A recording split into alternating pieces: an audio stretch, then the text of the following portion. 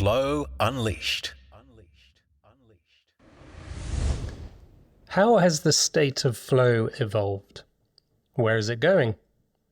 And what is at the essence of flow as a concept? The notion of flow has been around for decades, but few people have been there since the conception of flow in Western science. And today, we take a look at flow across the decades and where it's going in the future.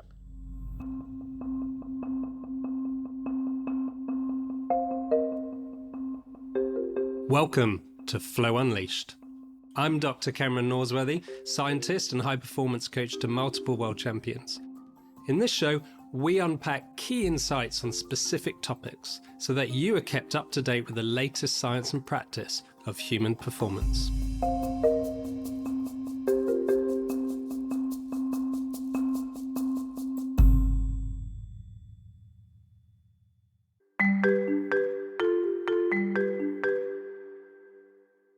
The flow state is a concept rooted in both ancient wisdom and modern psychology. In yogic traditions like Raja Yoga, the state is linked to samyama, a meditative absorption that fosters an unparalleled sense of focus and clarity. In positive psychology, flow, commonly described as being in the zone, it represents the mental state where focus, enjoyment, and productivity seamlessly intertwine. In essence, flow is characterized by the complete absorption in the task at hand, and an unusual felt effortlessness to the high degree of control in the experience, compared to usual. The term flow was coined by psychologist Mihaly Csikszentmihalyi, inspired by his research into artists who became completely immersed in their craft, losing track of time and effort. Flow is so named because during Csikszentmihalyi's interviews in 1975, several people described their experience using the metaphor of the experience feeling like water flowing through them. He described flow as the optimal experience, man's richest human experiences, where challenges and skills align to create a profound sense of fulfillment and purpose and meaning in what we do. Csikszentmihalyi argued that the best moments in our lives are not the passive, receptive, relaxing times. The best moments usually occur if a person's body or mind is stretched to its limits in a voluntary effort to accomplish something difficult and worthwhile. As flow experiences are predicted to lead to positive effect, as well as to better performance, flow is often seen as the missing link between well-being and performance. Flow isn't just about achieving a momentary state. For many, it's a philosophy for life. It enhances productivity and creativity while serving as a powerful coping mechanism for stress and anxiety. More importantly, it connects us to something deeper, a sense of growth, engagement, and meaning in what we're doing. In today's episode, we'll explore the science, philosophy, and real-world applications of flow. So join us as we uncover how embracing the state can lead to greater life satisfaction and unlock our potential for living a deeply fulfilling life. Our guest today is Dr. Susan Jackson. Sue has been a flow scientist examining this space for close to 4 decades. She is my friend and colleague at the Flow Center, and Sue initially started researching flow in elite athletes in 1980s. Before working closely in co-authoring a book called Flow in Sports with Mihaly Csikszentmihalyi. Sue's latest publication is her book Experiencing Flow, Life Beyond Boredom and Anxiety.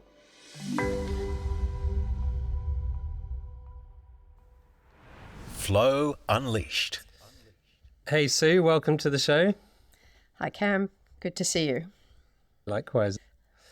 We've been chatting about flow, I was thinking this morning, probably for over a decade. And you've been studying flow for nearly 4 decades now. Oh, thanks, I'm that old.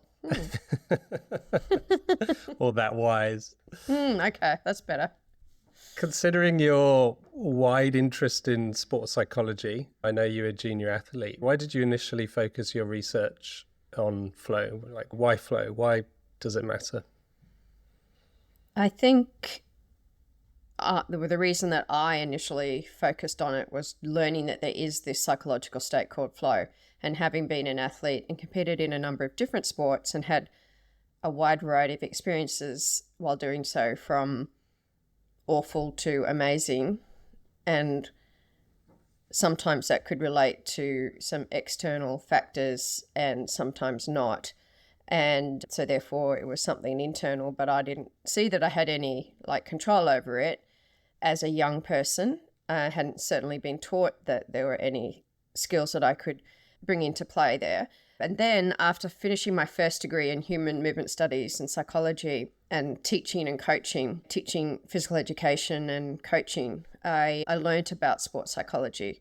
I learned about it a tiny bit in my degree, but it was really through my own reading afterwards. This is in the mid-'80s that I was like, oh, this is really interesting. So I just took myself to North America to do a master's and then subsequently a PhD in sports psychology. And I found Mihaly Csikszentmihalyi's first book on flow. And that's when I understood that these times when it was amazing for me weren't random. There was something that I was doing in my mind and my approach that was influencing them, because I was reading about other people in different domains, not just sport, also experiencing these times of flow that we're going to obviously talk about. And that's how I initially got interested in flow while studying sports psychology, is stumbling, and it was literally stumbling. It wasn't in the curriculum. I saw the book on a bookshelf, Beyond Boredom and Anxiety, and read it, and I was like, oh, wow, this is where I'm going to be focusing my attention. It's amazing how the mental game has just become so much more prominent and more important. You mentioned there that you didn't have any skills, and when I started playing tennis, coaches would put a nod to it but not put any real value to it. What would people do back then? Would they just double down on physicality? Yes, and more effort and more focus. So they talk about focus was just try harder, it wasn't tell you, well, how do I focus better? It was just that really ridiculous saying that you hear as a young person, concentrate. It's what am I supposed to do? So being an elite athlete yourself, what did you do at the time when there wasn't that help and resource around? I think I was and am by nature a very motivated, self-motivated and determined individual. And I think I tapped into that. I wanted it to be better. Mastery was always important to me, and as was competition as a young person, less so as I got older. And so I think I, through motivation, put my attention to what the goal was. We've both had over the years our frustrations with skeptics of flow. And over my journey I've had, whether it's other researchers going, is it really a thing? Is it something you just believe or not believe? Or I'd talk to someone about flows, I'm sure you have, and there's an interest there for a little while and then it washes over their head. And what would you say to someone who has come across flow? Maybe they're listening to this pod for the first time and they're like, oh, I kind of get it, but perhaps a bit skeptical whether flow is really A, a thing and a real thing, and B, worth prioritizing. I think tapping into the experience. So rather than, it sounds like when you're talking about these skeptics, they're trying to cognitively analyze it and process it. And I think the way into understanding it is to tap into an experience you've had. And certainly if I ever want to help someone understand flow, and that was as a researcher, I interviewed elite athletes extensively. And then as a performance psychology consultant, working with clients who are high-functioning, high-performing clients. And it's about explaining a little bit about what it's like when you're in flow, and then asking them to recall a time when they were, so that they can, if they're skeptical and they're not actually believing it's a thing or it's an important thing, if you can get them to connect with the time they've been in flow, even though they wouldn't have used that language, just as I didn't until I had the language, then they're like, oh, that experience. And then it changes everything, I find. Do you find that? Yeah, absolutely. I guess there's this misconception that flow is just for like elite professionals who have a one-off experience in their lifetime. But actually flow is a daily experience or can be. And we have other words for it, or we have other descriptions for it. That's it. Yeah. And so the first step, I think, is to get somebody to connect with it. And I haven't, in my experience, come across either as a researcher interviewing people or as a psychologist interviewing or working with individuals. Haven't ever come across someone who, if you've given them the appropriate cues, will come back with, oh, I've never experienced that. Like I've never had that experience. Have you? Have you ever had an experience where someone says, no, I don't know what you're talking about. Never had that. I'm just trying to shuffle through the database of my brain. Yeah. I think I've had a couple of people who might have been quite neurodivergent or very cerebral who believe they've only felt it once or twice. But they've still got at least once or twice. Yeah. So like in terms of addressing the skeptic question, people have experienced it. Maybe they don't experience it very much for all sorts of reasons. And I'm sure we'll dive into some of that and how to make it more likely that you experience it. But it is a real thing. Otherwise, there wouldn't be this endorsement that, oh yeah, I felt like that when I was doing this activity where I was challenged, where I was enjoying myself, whatever. And so I think that's the fundamental test of, does it matter? Well, it exists, and it matters in that it optimizes what we do in every way in terms of our performance and our experience. Yeah, and just on that, to make sure we're on the same page here, and for people that may not have the same understanding of flow as we do.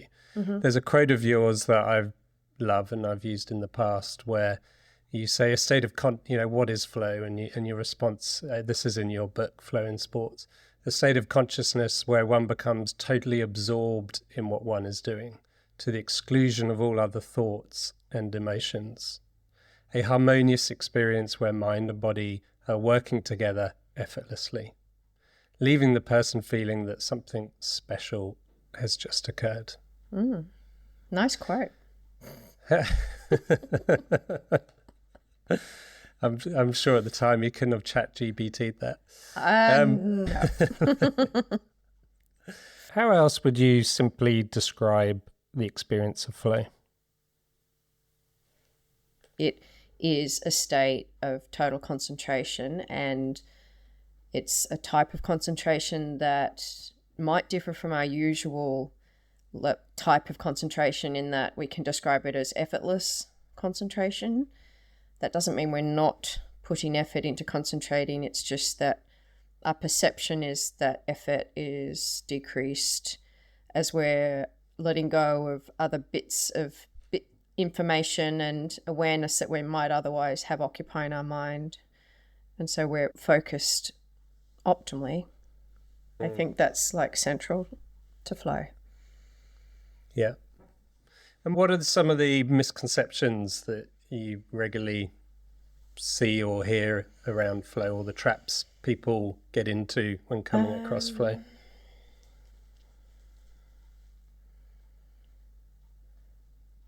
I think that there's a continuum. Like one misconception is that we have no control over whether we experience flow, and that is a misconception. And at the other end is the extreme, we can just tap or hack into flow whenever we want. And flow exists somewhere in the middle of that continuum, I believe. Did you want to share your thoughts on that? Certainly there's your flow hackers out there who might feel that they can have flow on demand at any time. And I think the subjective experience of a human being is a bit more complex than that. And we're constantly distracted and playing with that edge of being in control of our subjective experience or not. But there's often a contextual element, or in academia we talk about the situation versus the personal aspects of flow, and there's very much an interaction, and that the situation needs to lend itself towards the experience of flow. Whilst we might be able to be in a place of allowing ourselves to be more immersed in the moment, and we might be able to surrender the will of our thinking brain and other distractions that come. We might be very good at trusting our intuition, and the experience of flow also requires a level of complexity, I think, within the situation. And when those things come together, then flow can be more readily found. Yeah. And I think there's also a misconception that flow won't happen to me. As you just said, it's not something I can control. It's just something that happens at random. Which is very similar to, I also work into the mindfulness space, as you know, and there's some interesting relationships between flow and mindfulness. And I get that same response when teaching mindfulness, say, to a group of people. There'll be some responses are, oh yeah, I can see that's really important, but it's not for me. My mind's too busy, so it's just not for me. It's like, what? So it's just fixed. Your mind is this way and you can't do anything about it. You know, it's such a self-limiting belief to have. And then we can apply that to flow as well. It's like, oh yeah, I understand that at a cognitive level now, but it's not something I'd ever get into. Like, my mind too distracted, or my life is too chaotic, or whatever, you know. These are definitely things that will prevent flow, but most situations are modifiable, and even extreme examples of people where their situation is entirely non-modifiable, like Viktor Frankl example. Probably he experienced flow from having read Man's Search for Meaning in Auschwitz and the concentration camps he was in for several years, by having a purpose and by finding meaning when all meaning of being a human being was taken from him and all the people around him. So even in those situations, and the classic quote is from Frankl, when we can no longer change a situation, we are forced to change ourselves. And often we need to be faced with that adversity or that level of conflict in order to actually shift where we're at. Yeah. And that point, I think, is really important for me, at least. Often flow can feel like this luxury, right? It's something that I don't necessarily need, but maybe I'll think about flow when all the other ducks are in a row and life is a lot better, and it's not, I've got more urgent, more important things to think about. You know, and I think that is an unfortunate limiting stance, because flow, when it is prioritized, I can be central to all those things that are difficult. Exactly. Things that make things less difficult. No, that's exactly right. Unfortunately, Csikszentmihalyi died recently, but left us with an amazing legacy for us all. And his work and words are timeless. You know, and they have had a huge impact on you, both yourself and myself. And you've worked with him, you wrote a book with him, and many people will, in the coming decades, will not move on, but will kind of look back and go, why is his work so important? Why was it so fundamental? And what would be your answer to that? Yeah, Csikszentmihalyi, as you say, did pass a couple of years ago, but he lived a good life.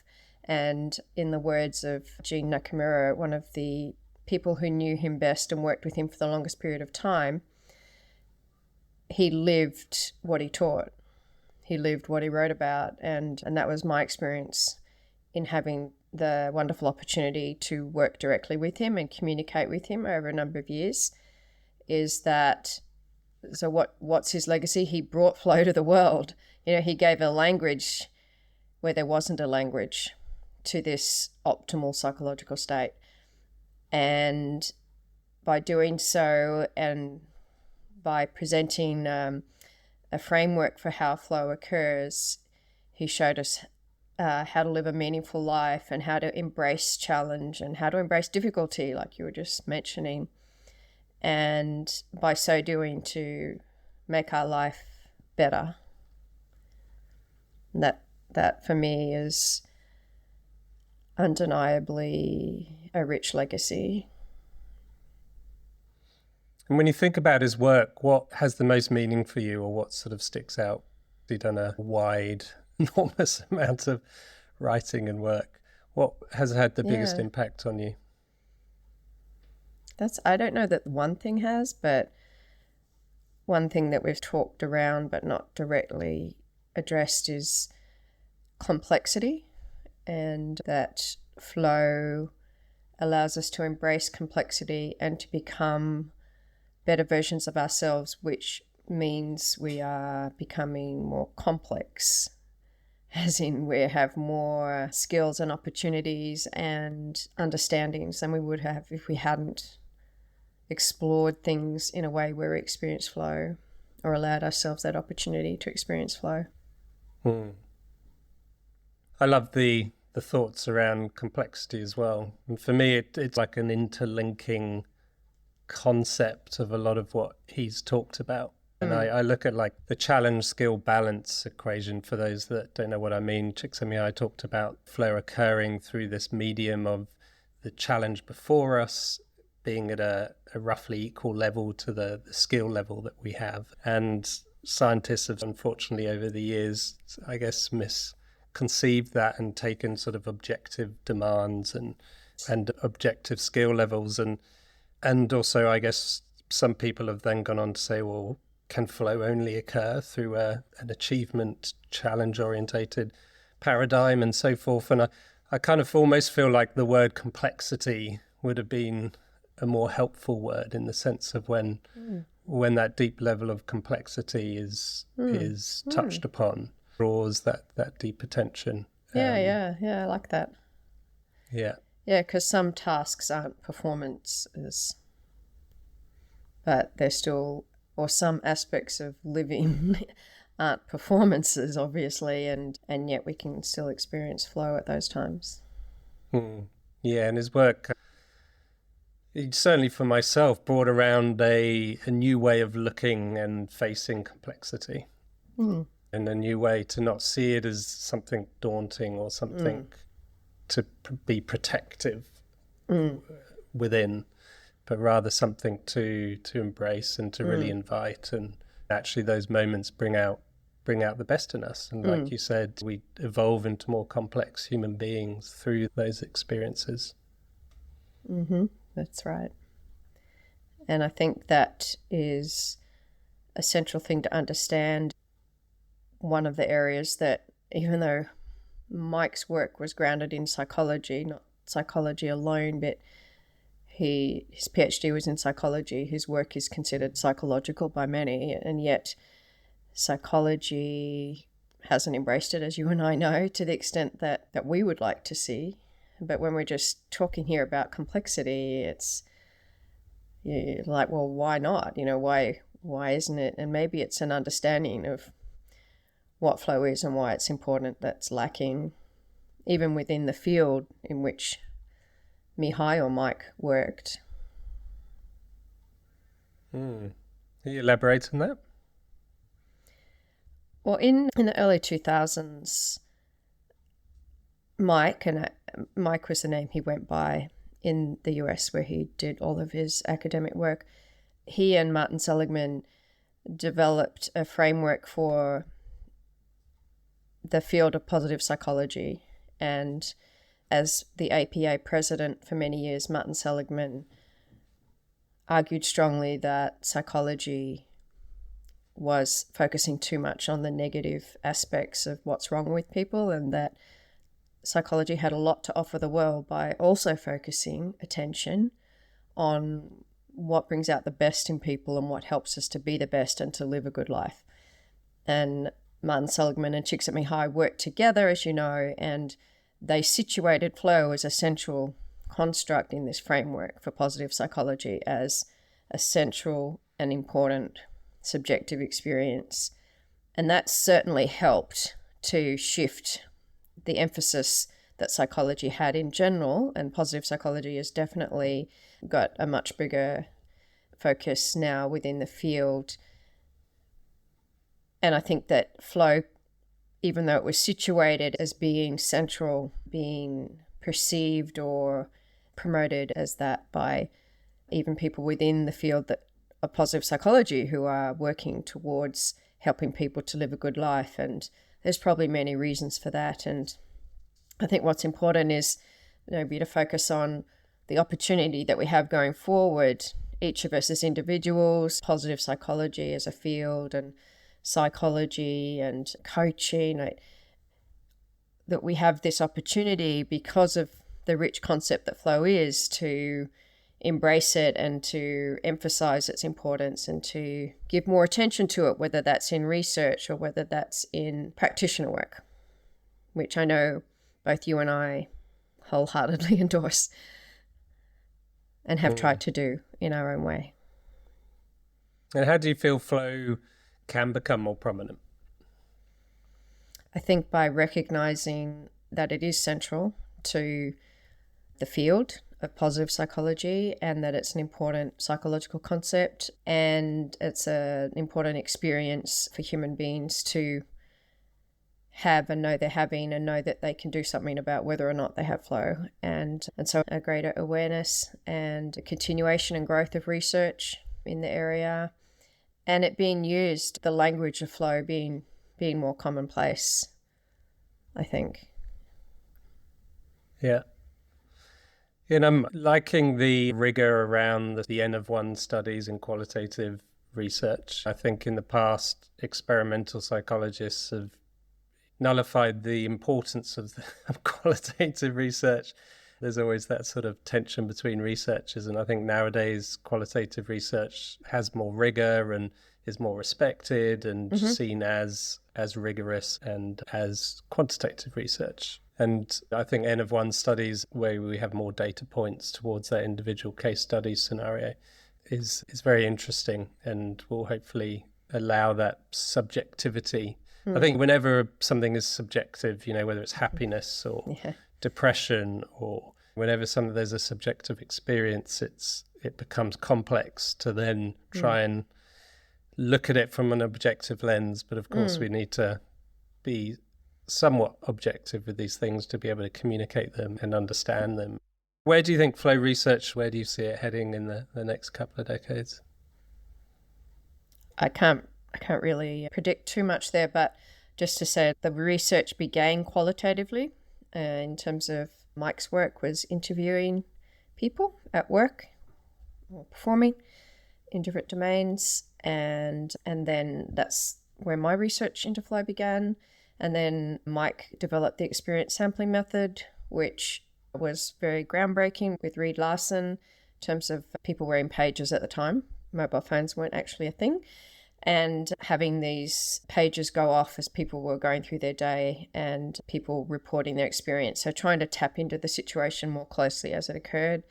When that's not feasible or when the goals might be different in research, quantitative scales, self-report scales, certainly that's been a big area of development and holds a lot of promise.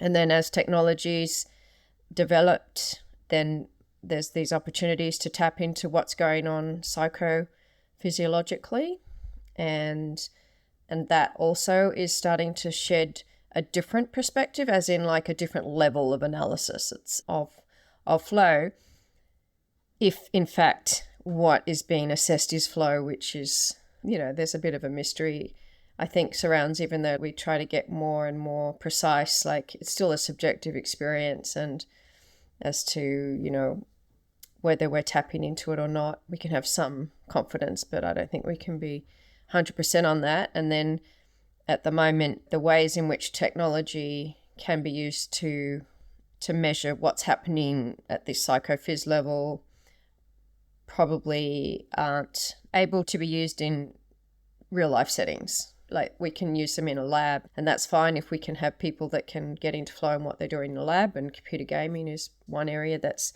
being a lot of attention because it can be done, that research can happen in a lab. But I know you're a tennis player, and taking all of that technology and putting it on you while you're playing tennis and thinking that's not going to interrupt your ability to focus and concentrate and so on, well, maybe you'd be all right with it, but Most tennis players probably wouldn't be. So, I think there's huge potential as we keep developing technology, which is we're seeing happen all the time. Then we'll be able to get this level of analysis of what's actually happening in the brain, what's happening in the body more accurately and across more domains. And that will give useful information.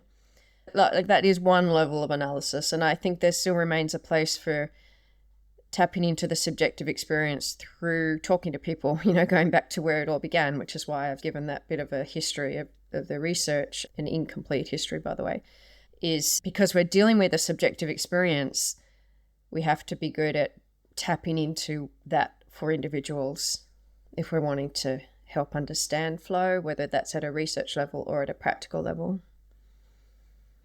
What are your thoughts on that?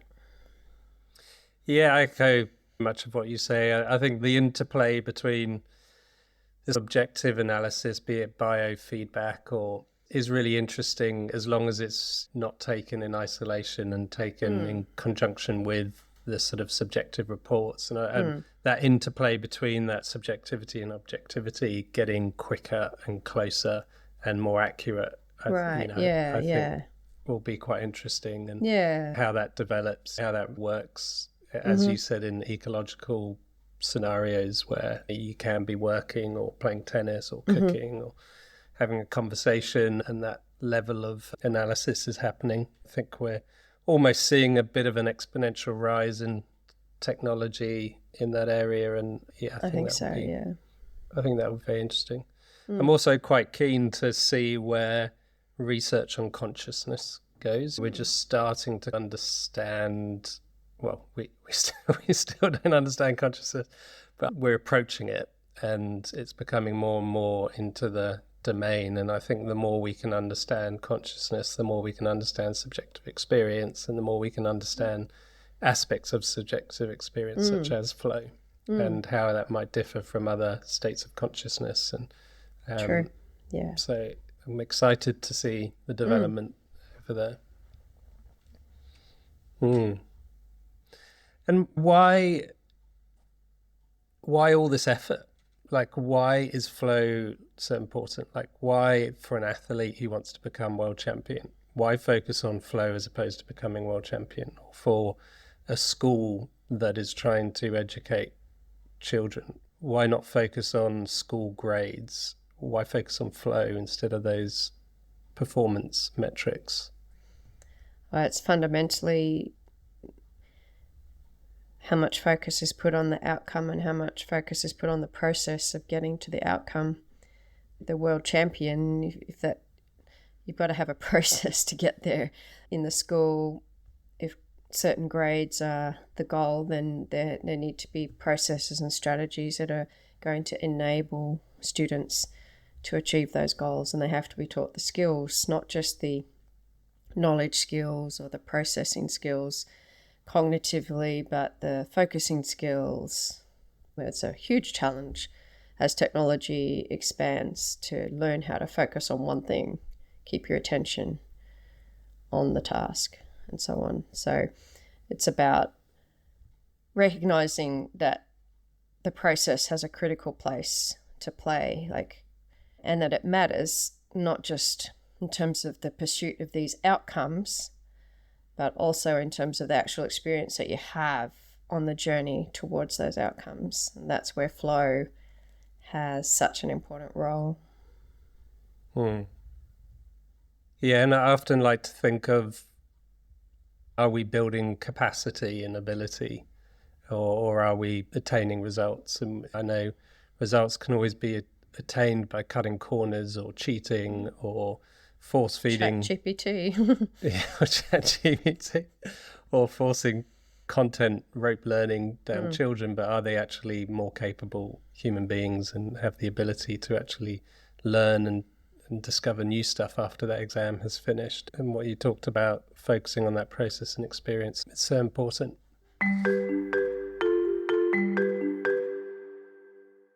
Do you want to help others unleash their performance? Do you want an internationally recognised accreditation to stand out amongst the crowd? Or do you want the playbook I use every day when helping professionals to be their best and find their flow when it matters most? If this sounds interesting, Join others who are training to become a high-performance coach. We are on a mission to train a fellowship of expert practitioners and coaches to work with us and help make the world a better place. To find out more, go to flowcoachingfederation.org and check out the Flow Coach accreditation today. Moving on to a more practical application of flow. Yes, you're a renowned flow scientist, but you've also spent a lot of time in the mindfulness space, yoga space, psychology space, educational space, disciplines that all encourage someone to be curious about human experience and about human performance. What is that, your time in those different domains, taught you about human performance and human experience? I think that coming from a sports background, being an athlete, I was very aware of my body, but it was more at a performance level or a performing level. And through yoga and meditation, I became more attuned with the being level and the awareness level. And I find that those are critically important if we're wanting to experience flow and help. Well, they bring our mind towards a way into flow, which is, flow is an experience. And so if we're focusing on our experience, our awareness, our breathing, our body, our posture, the level of relaxation and tension in our body, then we are more able to make changes as needed or respond to changes as they're happening within us that allow us to move towards the goal that we are working towards in whatever that endeavor it is that we're in. So yoga, Csikszentmihalyi in his 1990 book, where he went over a number of different domains, I think he, trying to paraphrase this, he referred to yoga as a thoroughly structured flow activity. And yeah, I actually went into yoga from a back injury and wanting to do yoga exercises, and because it was recommended to me, and I'm so pleased that it was, but it was more about, for me, once I got into it, it's more about that level of awareness that yoga practices draw us into, and then meditation practices draw us into, that allows us to experience the senses and experience a different level of being versus, I think I'd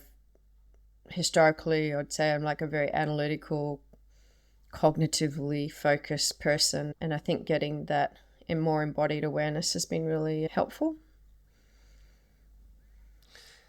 Yeah, and it strikes me, rightly or wrongly, that some of these different domains you've touched on, they're all quite focused on the quality of experience. And I'm wondering whether, I try to reflect back on my life and my experiences, like when you are aware of a rich experience such as flow that has a lot of depth to it, whether there's a yearning to have a level of richness of experience in other aspects of life, and we look for other ways to perhaps find it, and I think about the difference between different individuals, and some people not necessarily wanting or being aware of the varying quality of a particular experience. And I like to often nowadays look at experience as this sort of between a paradigm of poor and rich. I guess previously I would look at it as good or bad, or positive or negative. Or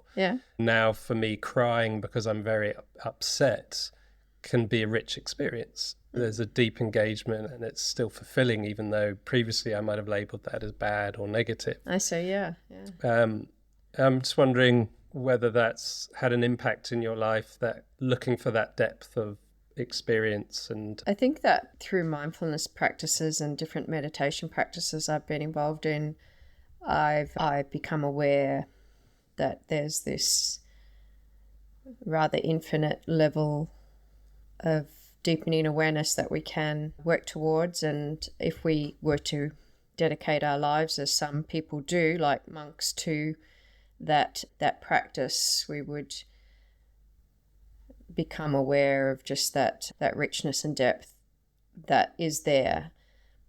But that does take a discipline and a commitment to that being your way of being. But through practices, mindfulness practices, we can tap into it. And if we have a regular practice, and if we are able to explore different traditions and can find traditions that allow us to tap into that richness that is part of being a human being. I'm talking about awareness, and I'm talking about being still and being accepting and open to everything that's all of the incoming input, and being able to develop an equanimity in relation to it. Then we take those skills and apply them in the challenges and difficulties of our lives, which then allows us hopefully to tap into flow by bringing a different framework and a different approach to difficulty, for example, which is a word we've used quite a bit today. And as a parent, and I've had the joy of meeting both of your kids, both being elite athletes and having all this knowledge and experience within sports psychology as a whole and flow and so forth. Being a parent, I often find with my kids is slightly different than working with a client. How do you integrate the principles of flow as a parent? I think the challenge skill balance, I don't know that it was even a deliberate awareness that I was bringing when parenting my kids who are now young adults. I think helping them to embrace challenge and giving them opportunities where they could challenge themselves in different domains and find domains that they enjoyed and that they wanted to engage in, and then the opportunity for them to develop skills in that, as a parent facilitating that opportunity, and then hopefully having them exposed to good coaches, as good as in coaches who facilitate growth and aren't, through a negative approach, bringing an athlete down and taking away from the necessary confidence and self-trust and self-worth, which does happen. So yeah, that challenge skill balance on reflection, I think, was a critical component. Like, I knew that was a necessary condition to flow, and through my own research and work and so on, and reading Mike's work, I think, you'd have to ask Jack and Sean, but I think that they've had opportunities to develop skills in a number of areas through exposure to different challenges and opportunities, and then it's now they're choosing their path and hopefully have a skill set that will enable them in the things they've decided to pursue to experience flow and to embrace complexity. How about for yourself as a parent? Yeah, I would wholeheartedly agree with that. There's certainly, I find myself, when they come up with difficulty in a challenge or complexity, I'm like, yes, excellent. Trying to reframe their initial kind of resistance to it, right? And then, as you said, pouring attention on the stuff that they're interested in and increasing those flames of motivation. I find myself doing as well. And coming back to our comments earlier about the quality of experience, I tried to, and I use the word try because I'm very human and very flawed, but I try to be as present as possible and have that kind of that depth of presence with them when I'm interacting with them, when I'm not preoccupied by the emails on my phone or whatever it is. And I think that I place importance on that. And I think that has a subconscious, maybe it's a hope of mine, but it has a subconscious sort of contagion effect in interactions and conversational human relationships and so forth. Yeah. And what do you feel are the most facilitative components to flow? Like, when you take into consideration your early research and studying the preparation of elite athletes and your own parenting and then your own patterns and rituals of finding flow in your own life. Someone listening to this, wanting to integrate flow into their life, what would you suggest that they do today and tomorrow? Be open to and choose opportunities for challenge in meaningful activities that have personal meaning, and then have a commitment to developing skills and to a continuous, it's not like a static challenge skill balance, as you know, it's like this continuous upward trajectory, so that as your skills improve, you take on a greater challenge and so on. And that's one way in which sport is a wonderful opportunity to experience flow, in that there are these very clearly defined graded levels of challenge and skill, and they almost without end, which has its own issues. We won't go down there. But it doesn't mean that sport's the only place that you can experience flow. And if it's not personally meaningful to you, then choose something that is, and be willing to challenge yourself, be willing to go through times when you're not succeeding, but you are developing skills, and that learn to be aware of where your focus is as you confronted with different challenges, and to develop skills in focusing in the present moment. So their mindfulness comes in. So I guess I'm talking about the challenge skill balance and in areas of meaning, and then developing skills in being able to focus and refocus. I think those would be critical.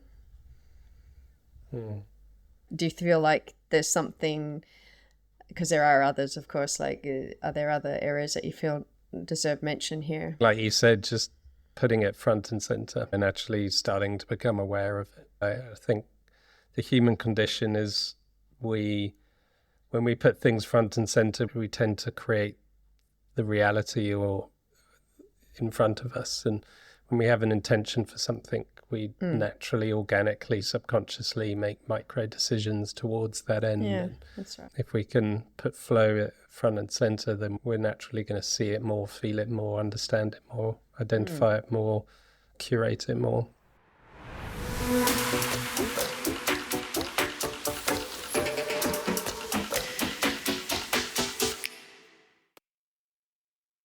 Yeah. Well, thank you very much for your time. We're coming to an end, but we do have a couple of questions we always ask. Firstly, a book or a film that has had a huge impact on your life. Well, I think that many, both books and films, but when I think what's foundational, like that set me on my course, is reading Beyond Boredom and Anxiety, Mihaly Csikszentmihalyi's first book on flow, published in 1975, that I found on the shelves of the University of Illinois book library in the mid-80s.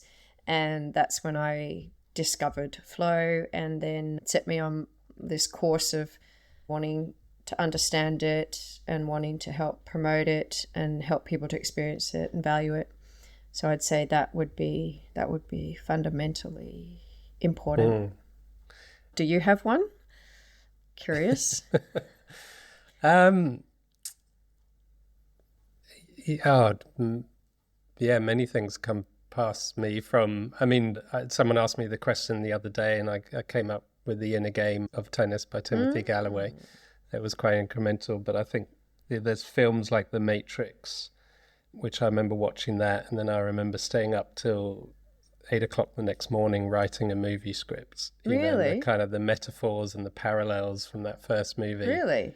Yeah, it just set me alight. And the action was obviously stimulating, but the kind of metaphors that had for society and the human mind, it was really, I loved it. And I thought that was super interesting. And I think a lot of the adventurous books, The Lion Adventure by Willard Price, I remember reading as a youngster, and it set me on a trajectory to travel and enjoy adventure and see things outside the kind of the town that I was living in at the time. Right. Interesting. Yeah. I think where I've seen people embrace complexity and difficulty, like another book I have mentioned, Man's Search for Meaning, and basically Viktor Frankl's story, hearing or learning about people's lives that make you reflect on how you respond to the difficulties that you face. That would be another one. And like in terms of contemporary times and when you're talking about adventure there, like watching documentaries or fiction work where you see challenge being embraced and complexity, like obviously in the Matrix, but like in terms of real life experiences, Free Solo, where Alex Honnold was followed in his pursuit of climbing El Capitan without any ropes or without any protection at all. I'm sure you've seen that, and like that was a visceral experience watching that for me, like just to see what is possible. And if you embrace challenge, you develop the skills. We wouldn't put anyone else probably on that rock in the way that Alex Honnold would, or very few people. So you match the challenge and skill, but you keep increasing the skill, and you're open to doing that and to taking on complexity and to then bringing your focus to it, your complete focus.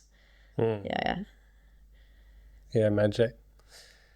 It's always amazing how one person's perception of a challenge and complexity is very different from another's. Me going into heart surgery tomorrow would scare the living daylights out of me. No. But a surgeon, who does it routinely every day, like a client I coach, it's just like making dinner. It's interesting, that perceptual Hopefully shift. They focus when they make dinner. Yeah. Well, they probably find making dinner more difficult. Time to flip the mic. All right, and to turn the tables, a question for myself. I think I've got a part A and a part B. So part A is, how has learning about flow impacted your own life? And part B is,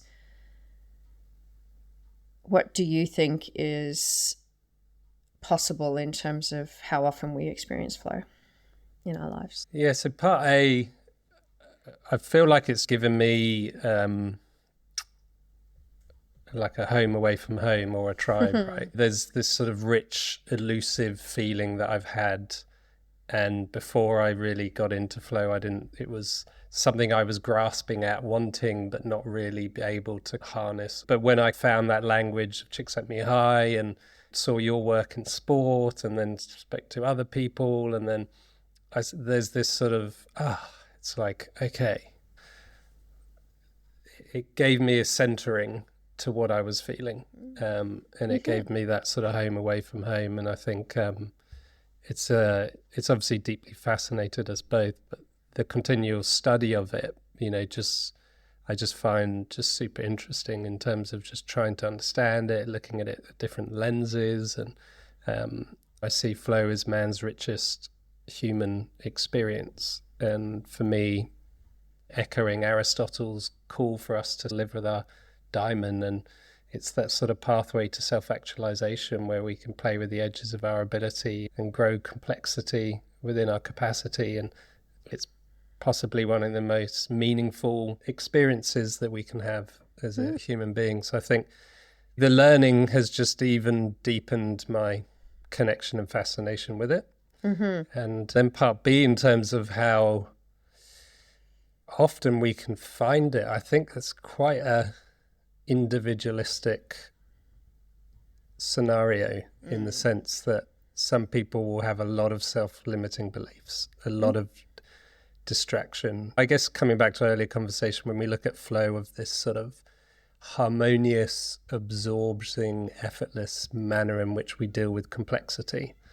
I love Csikszentmihalyi's notions around entropy and negentropy, and when we have that kind of unison of consciousness amongst that complexity, what stops us getting there is conflict and distraction. And if someone has a lot of inner conflict through trauma or through whatever that is, and if someone has a lot of distraction because we don't know how to sustain our attention, or in an environment that's very distracting, or our mind is very distracting, like you talked about my tennis earlier.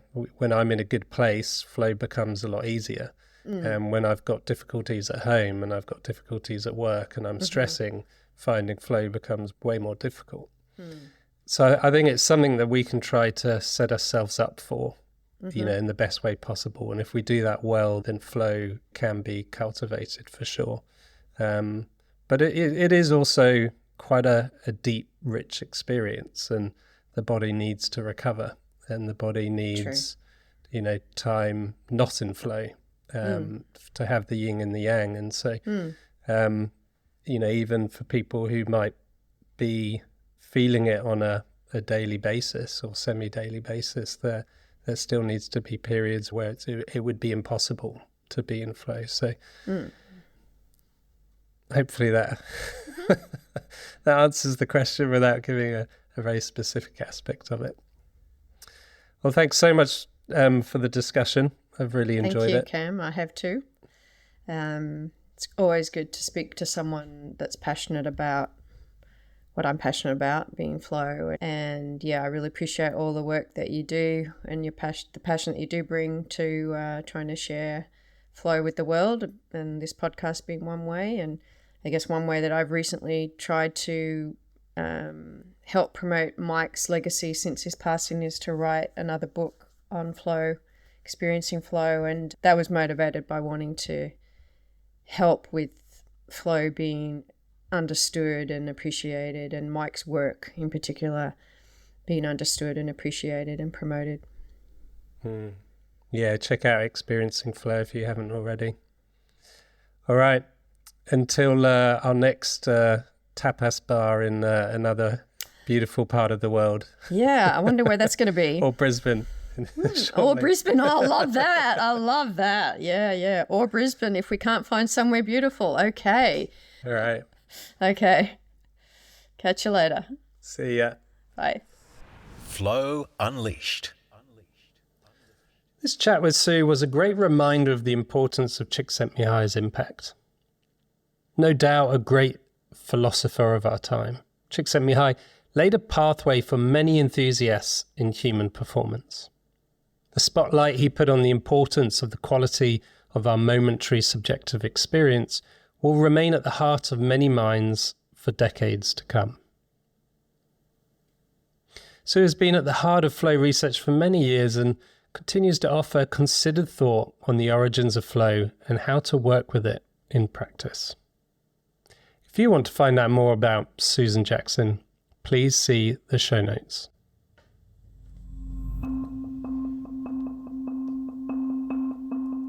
Thank you for listening to Flow Unleashed. If you enjoyed listening, please subscribe to get notified when our next episode drops. The more people that subscribe, the better I can make the show for you. Equally, please leave a review. Your review will go a long way to helping others find this pod. Until the next time, thank you for listening to Flow Unleashed.